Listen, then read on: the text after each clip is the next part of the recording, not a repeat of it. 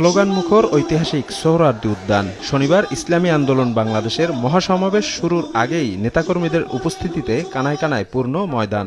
বৃষ্টি উপেক্ষা করেই অবস্থান করেন লাখো মানুষ।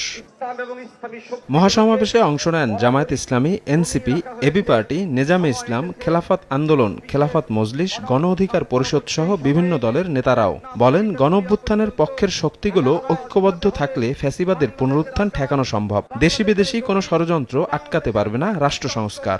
5ই আগস্ট আমরা দাঁত ভাঙা জবাব দিয়েছি। সুতরাং যতক্ষণ পর্যন্ত এই ষড়যন্ত্র নস্যাৎ না হবে আমরা একতাবদ্ধ থাকব।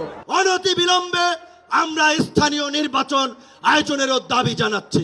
সংখ্যানুপাতিক পদ্ধতি ছাড়া ভোট গ্রহণযোগ্য হবে না জানিয়ে নির্বাচন সামনে রেখে ইসলামী ও গণতন্ত্র মনা দলগুলোকে এক কাতারে আসার আহ্বান জানান নেতারা। দুর্ভাগ্যের বিষয়, একটি কি দুটি দলের কারণে পিআর পদ্ধতিকে উচ্চ কক্ষে বাস্তবায়ন করা সম্ভবপর হচ্ছে না।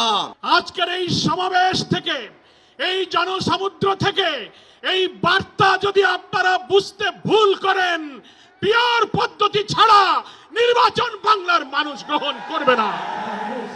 পরে জুলাই হত্যাযজ্ঞের বিচার, সংখ্যানুপাতিক পদ্ধতিতে নির্বাচন, জাতীয়র আগে স্থানীয় নির্বাচন এবং ইসলামী দলগুলোর ঐক্যসহ 16 দফা ঘোষণাপত্র পাঠ করেন ইসলামী আন্দোলন বাংলাদেশের মুখপাত্র।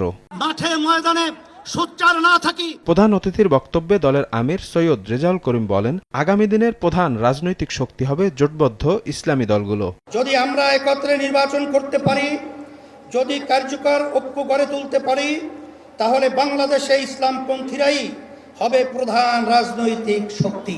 সংস্কার ছাড়া নির্বাচন হলে ফের ফ্যাসিবাদ ফিরে আসার শঙ্কা জানান নেতারা। মহাসমাবেশ থেকে আগামী জাতীয় নির্বাচন, গণহত্যার বিচার এবং প্রয়োজনীয় রাষ্ট্র সংস্কারের ব্যাপারে নিজেদের অবস্থান তুলে ধরল ইসলামী আন্দোলন বাংলাদেশ। নেতৃবৃন্দের দাবি, আগামী দিনে নতুন রাজনৈতিক শক্তি হিসেবে উত্থান ঘটবে জোটবদ্ধ ইসলামী দলগুলো।